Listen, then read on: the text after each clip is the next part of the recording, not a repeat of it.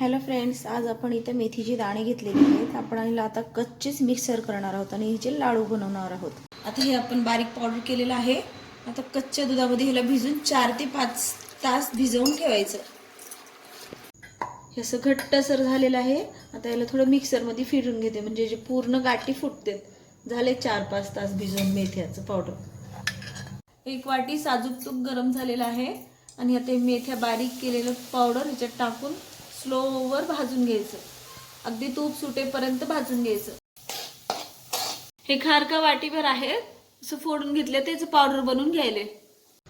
साजूक तूप गरमला ठेवलेलं आहे आणि हे आता 4 वाटी पीठ टाकून घ्यायचं अजून गव्हाचं आणि छान लाल भाजून घ्यायचं. असं लालवट कलरचं गव्हाचं पीठ भाजून घ्यायचं. हे जाडसर डिंक अर्धी वाटी आहे, जाडसर भरट केलेला. आता कडक तुपात टाकून असं थोडंसं तळून घ्यायचं. हे आळीव आहे, असं स्लोवर कडक चटचट भाजून घ्यायचं अर्धी वाटी. हे बदाम आणि काजू हे तसं जाडसर भरट किंवा कट करून घ्यायचं बारीक. ह्याच वाटीने आपण पीठ आणि मेथ्या घेतल्यात ना, त्याच वाटीने 4 वाटी गुळ घ्यायचं आणि असं बारीक करून अर्धी वाटी तूप घेऊन ते तूप गरम झाले की गुळ घालून असं त्याचं पाक करून घ्यायचं. जास्त असं कडक करायचं नाही ह्याचं पाक. असं थोडं पातळ झालं की लगेच काढून घ्यायचं, कारण मेथ्या कडू असतात ना, म्हणून ते गुळ जरा जास्तच घालायचं, मग छान लागते.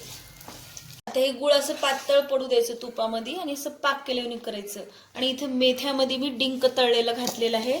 आता हे गुळामध्ये असं घालून घ्यायचं गरमच ह्याच्यात.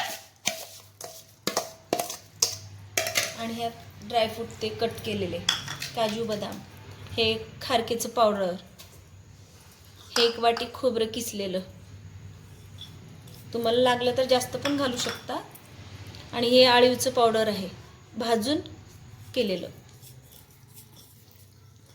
आणि हे गव्हाचं पीठ 4 वाटी भाजलेलं आहे तूप टाकून लालवट होईपर्यंत. आणि हे सगळं मिक्स करून घ्यायचं छानपैकी हातानं.